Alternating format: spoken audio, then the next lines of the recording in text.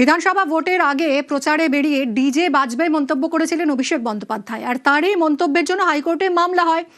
CID তদন্তকারী সংস্থা তারা অভিষেক বন্দ্যোপাধ্যায়ের কণ্ঠস্বরের নমুনা সংগ্রহের অনুমতি পেয়েছে বিধাননগর আদালত থেকে এবং সেই মতো নোটিশও পাঠানো হয় অভিষেক বন্দ্যোপাধ্যায়কে। আর এই নোটিশকে চ্যালেঞ্জ জানিয়ে ফের হাইকোর্টে অভিষেক বন্দ্যোপাধ্যায়, দ্রুত শুনানি চেয়ে হাইকোর্টে অভিষেক বন্দ্যোপাধ্যায়।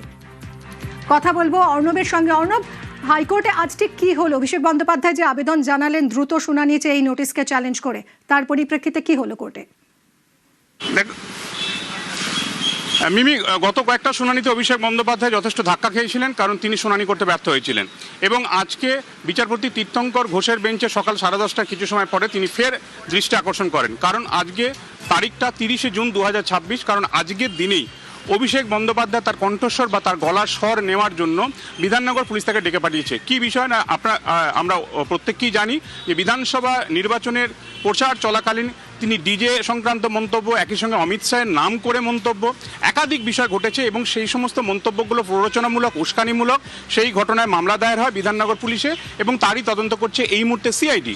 এবং সিআইডির ওই তদন্তে যে মন্তব্য করেছিলেন অভিষেক বন্দ্যোপাধ্যায়, সেই মন্তব্যে এবং অভিষেক বন্দ্যোপাধ্যায় তার নিজের যে গলা, সেই কণ্ঠস্বরের নমুনা নিয়ে পুরোটাকে ম্যাচ করতে চায় এবং সেটাকে কার্যত আইনি পরিভাষায় এটাকে এভিডেন্স হিসেবে, সাক্ষ্য হিসেবে আদালতে সেটাকে প্রতিষ্ঠিত করতে চায়। তাই আজকে 30শে জুন অভিষেক বন্দ্যোপাধ্যায়কে ডেকে পাঠানো তার গলার স্বর নেওয়ার জন্য বা কণ্ঠস্বর নেওয়ার জন্য।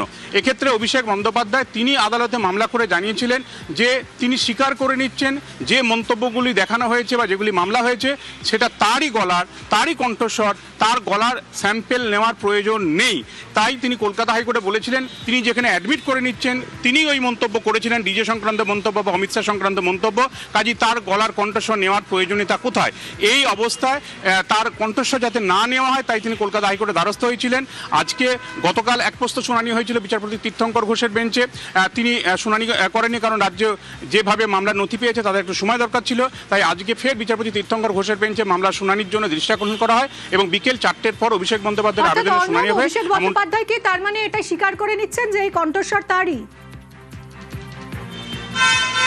একেবারে স্বীকার করে নিয়েছেন। তিনি মামলায় এটাই জানিয়েছেন ওই গলা, অর্থাৎ বিধানসভা নির্বাচনের প্রচার চলাকালীন সেটা আরামবাগ হোক বা আরও কয়েকটি জায়গা তিনি যে ধরনের মন্তব্য করেছেন এবং দক্ষিণ চব্বিশ পরগনায় মন্তব্য করেছেন, সেই মন্তব্যগুলো উস্কানিমূলক ছিল, প্ররোচনামূলক ছিল। সেটা যে আদতে অভিষেক বন্দ্যোপাধ্যায় কালীঘাট তৃণমূল কংগ্রেসের সর্বভারতীয় সাধারণ সম্পাদক অভিষেক বন্দ্যোপাধ্যায়ের, সেটা তিনি অ্যাডমিট করছেন। কিন্তু তিনি গলার কণ্ঠস্বরের নমুনা কি মন্তব্য করেছিলেন অভিষেক বন্দ্যোপাধ্যায় সেদিন? যারা বাংলাকে বঞ্চিত করেছেন, আমাদের লাইনে দাঁড় করিয়েছেন আর আমাদের বাংলাদেশি বলে দাগিয়ে দিয়েছেন, 4 তারিখে রবীন্দ্রসঙ্গীতের সাথে হালকা করে একটু ডিজেও বাজবে। রবীন্দ্রসঙ্গীত তো প্রতিবার বাজে, তার সাথে হালকা করে একটু ডিজে বাজবে। এবার যারা বেশি লম্পজম্প করছেন, আমাদের সৌজন্যতা, আমাদের দুর্বলতা নয়।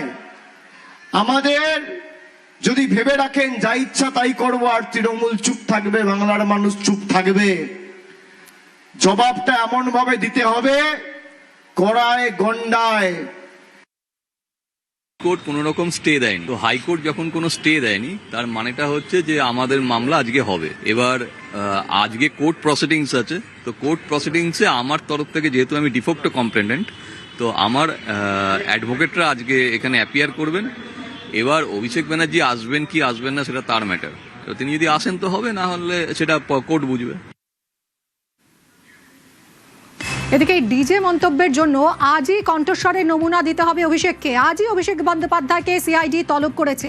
হাজিরা না দিলে কড়া পদক্ষেপের সম্ভাবনা। অনুপ রয়েছে সঙ্গে, আরো জানবো। অনুপ, কখন হাজিরা দিতে হবে অভিষেক বন্দ্যোপাধ্যায়কে? তাহলে বিপদ কি আরো বাড়ছে অভিষেকের?